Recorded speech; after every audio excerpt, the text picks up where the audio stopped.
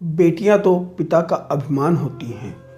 दिनेश पिछले कुछ सालों से अपने बड़े से मकान में अपनी बेटी के साथ हंसी खुशी रह रहे थे। उनकी उम्र काफ़ी हो चुकी थी और उनकी बेटी सोनी अब 25 की होने वाली थी। पिता की उम्र को ध्यान में रखते हुए सोनी ने उनका सारा कामकाज संभाल लिया था। सोनी अपने हर काम में बहुत अच्छी थी। जितने अच्छे से वो अपने पिता, घर और उनके कारोबार का ध्यान रखती थी, कोई और शायद ही रख पाता। इन बाप बेटी का रिश्ता बहुत प्यारा था। बिना पापा के सोनी को अच्छा नहीं लगता और बिना सोनी के दिनेश का किसी काम में मन नहीं लगता। पिता को सुबह जल्दी उठाकर ज़बरदस्ती वॉकिंग के लिए भेजती, छोटे बच्चों की तरह दवाइयाँ देती।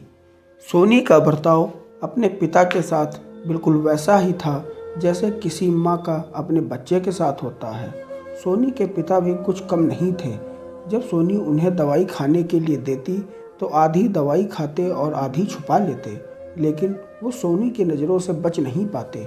फिर वह उनके सामने खड़ी होकर सारी दवाई उन्हें ज़बरदस्ती खिलाती। दिनेश रात को सोनी के सोने के बाद चुपके से किचन में जाकर फ्रिज से मिठाई चुराकर खाते तो सोनी उन्हें पकड़ लेती थी।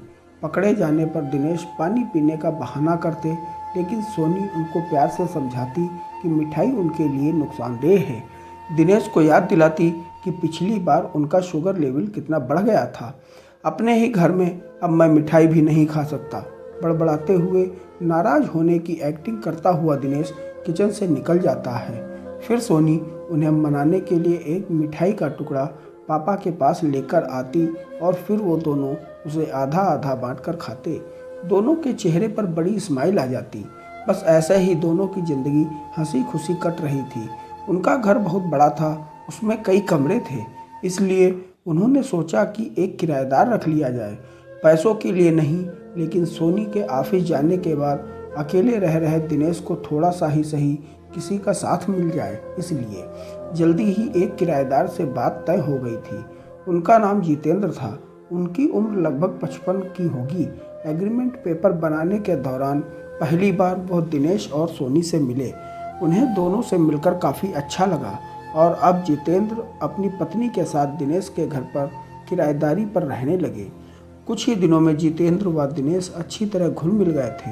वह दोनों सुबह सुबह अब साथ ही में मॉर्निंग वॉक के लिए जाते। एक सुबह वॉक के दौरान जितेंद्र ने कहा कि आप और सोनी अकेले ही रहते हैं, आपको तो काफ़ी कुछ मैनेज करना पड़ता होगा। आप कैसे सब इतने अच्छे से संभाल लेते हैं? अजी, संभालना क्या, मेरी होशियार बेटी के लिए यह कुछ भी नहीं। सोनी अब इतने अच्छे से संभाल लेती है कि मुझे किसी बात की कोई फिक्र ही नहीं होती। दिनेश ने मुस्कुराते हुए जवाब दिया, हाँ वह तो ठीक है, लेकिन जब सोनी ब्याह के ससुराल चली जाएगी तब आपके लिए यह सब मैनेज करना बड़ा मुश्किल हो जाएगा। आपका कोई बेटा भी तो नहीं और आप अकेले इतने बड़े घर में रहते हैं, जितेंद्र ने कहा। दिनेश के चेहरे के हाव भाव बदल गए। वो जितेंद्र से कुछ कहना चाहते थे लेकिन कह नहीं पाए और बात बदलने के लिए उनसे पूछा, खैर वो सब जाने दीजिए, आपके कितने बच्चे हैं? जितेंद्र ने गर्व करते हुए कहा, मेरे 2 बच्चे हैं, दोनों ही लड़के हैं और दोनों ही कनाडा में रहते हैं। दिनेश को जितेंद्र का रवैया ताना मारने जैसा लगा, लेकिन फिर भी उन्होंने कुछ नहीं कहा और वो वॉक करके अपने घर लौट आए। कुछ दिन बीते। दिनेश ने जितेंद्र को अपने साथ खाने के लिए बुला लिया क्योंकि जितेंद्र की पत्नी कुछ दिनों के लिए मायके गई थी और वो अकेले थे। जितेंद्र, दिनेश और सोनी एक साथ बैठकर खाना खा रहे थे। पहला टुकड़ा खाते ही जितेंद्र ने खाने की तारीफ करते हुए कहा, सोनी बेटा, तुमने आज खाना बहुत अच्छा बनाया है।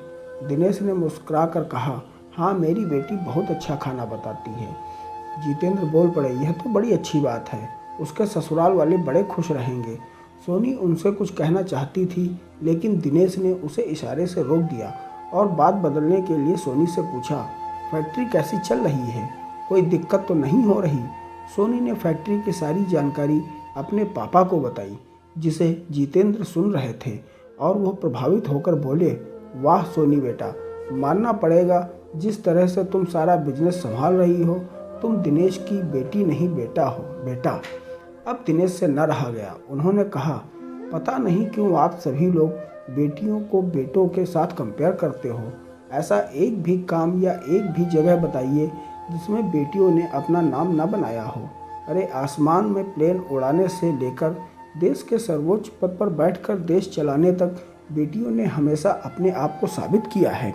लेकिन आप लोग अभी भी उनकी तुलना बेटों से ही करते रहोगे।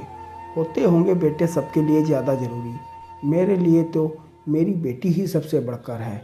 और मैं ये फ़ख्र से कह सकता हूँ कि जो मेरी इस बेटी ने मेरे लिए किया है, जितना प्यार मुझे दिया है, उतना दुनिया का कोई भी बेटा नहीं दे सकता। चलिए मैं आपसे ही पूछता हूँ, आपके 2 बेटे हैं ना, बताइए वो साल में आपसे कितनी बार मिलने आते हैं।